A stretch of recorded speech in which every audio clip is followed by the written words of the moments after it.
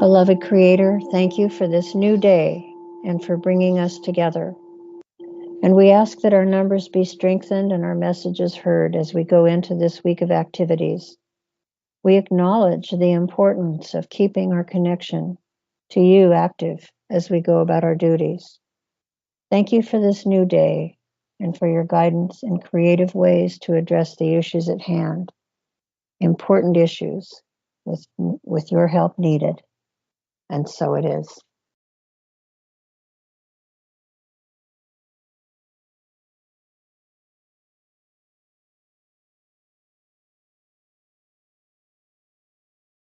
Hello, my name's Ron Vroman. I'm the old white man talking head for the Oregon Statewide Jural Assembly. I'm talking to our sheriffs again today, and I have to bring up some history.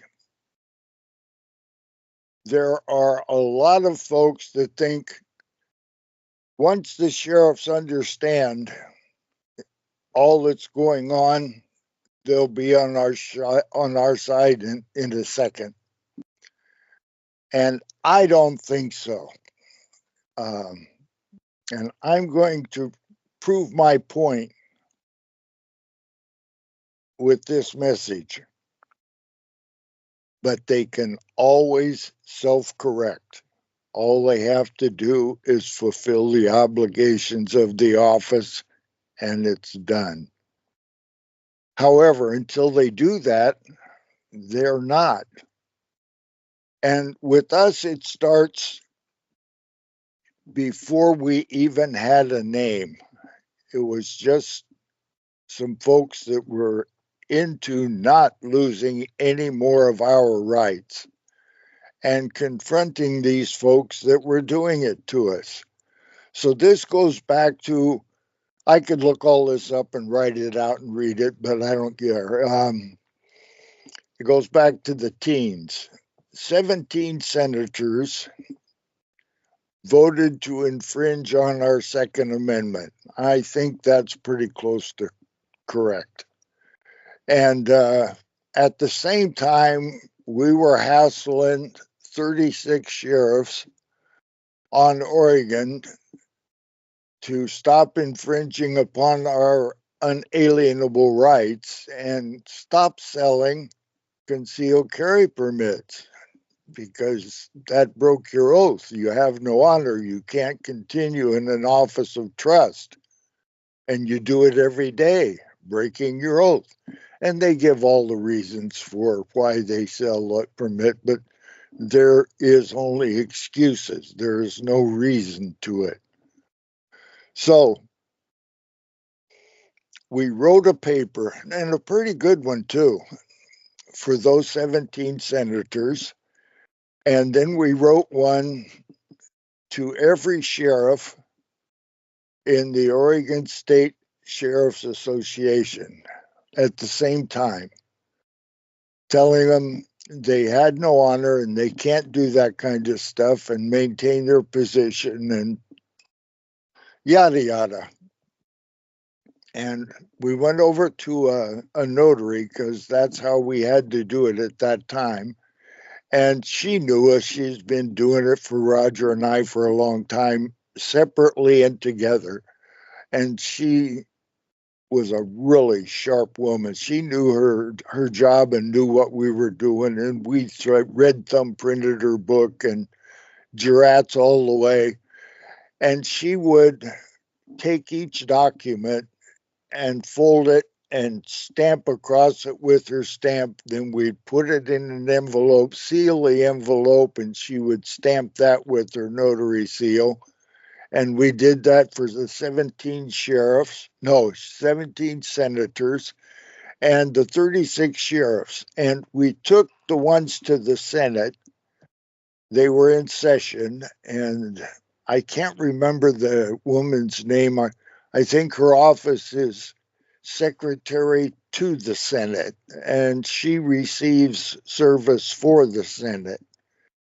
And we went in to see her, Ray and I. Ray served the papers, and I witnessed it, and served those senators for having no honor in doing what they were doing, and left there with proof of service, drove across town and served similar papers one time to the Oregon State Sheriff's Association, and noticed the agent, and they got him, and they are the agent. I talked to a couple of sheriffs a few years later, and they said, we never got it. And of course they can say that. All I can say is I lawfully served it. So the sheriffs have been dealing with us, and I think that was 2017. I'm not sure. We've had go-arounds with them, and we still are. And when this is on 3 cable TV networks, channels in Portland, and now we're going to have to grow that to every other cable outfit on Oregon where we have access.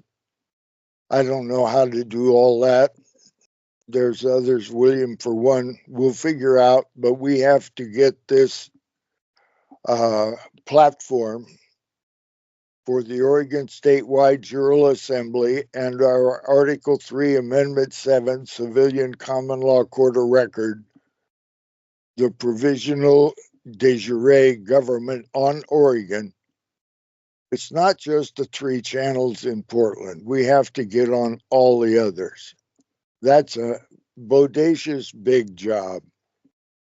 We could sure use some clerical assistance in getting all this paperwork done. It's a hard job requiring sheriffs to fulfill the obligations of their office. Now, it shouldn't be. You should be able to knock on the door and say hello to Sharon and say, Sharon, would you please provide me with the authentic paperwork needed for Caprice to fill the office of sheriff for Washington County? And she should be able to do that. And if George came in a month later, George should be able to attain that same information. That shouldn't be a challenge, but it is with 36 sheriffs. Out of the 36, 2 have met with us. Doesn't seem reasonable, does it? Another thing that doesn't seem reasonable is the office of sheriff is opened. They keep it locked up, and you have to talk to them through a microphone in Yamhill County, behind 2 glass doors and storm doors and a lobby, before you can get to somebody in a narrow little passageway where you can actually shake hands with and exchange paperwork with. That's not reasonable. The sheriff on Yamhill works 4 10s, it appears. That's not reasonable either. It shouldn't be difficult to deal with people in the flesh. We're having trouble with the jail in Yamhill. Shouldn't be that way. You folks do not know how to receive writ of habeas corpus ad subjiciendum. Did they not teach you that when you were in school? To hold the position of honor of sheriff, it's not just a nice, well done oath that was fulfilled to the best of his capabilities. Good job, sheriff. However, it's incorrect. Needs to be correct. You had it signed by a judge. Well, that's good. The judge has an oath to a false law form. They're in a de facto law form of Article 7 amended, and they're illegitimate and illegal. It's been determined, and they acquiesced to that November 2022. Does it fail on the first defect? Yeah, Sheriff, it does. You got to have all the pieces right, and they have to be right, and they have to remain right, and you have to stay in honor for the entire length of the service you were elected for.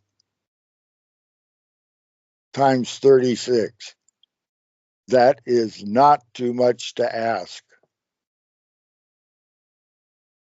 When all of us, the people, get together and form grand juries without the assistance of the district attorney, then you have a common law grand jury, and we did that. And when you have a civilian court of record that fulfills the requirements of Ex parte Milligan and eliminates Lieber Code, martial law, and FEMA on Oregon, we did that. When a civilian common law court of record provides a dealer on Oregon with a writ of habeas corpus, then it's show us the body. It's not you go down and ask a bar attorney what you should do. You are the one with the oath.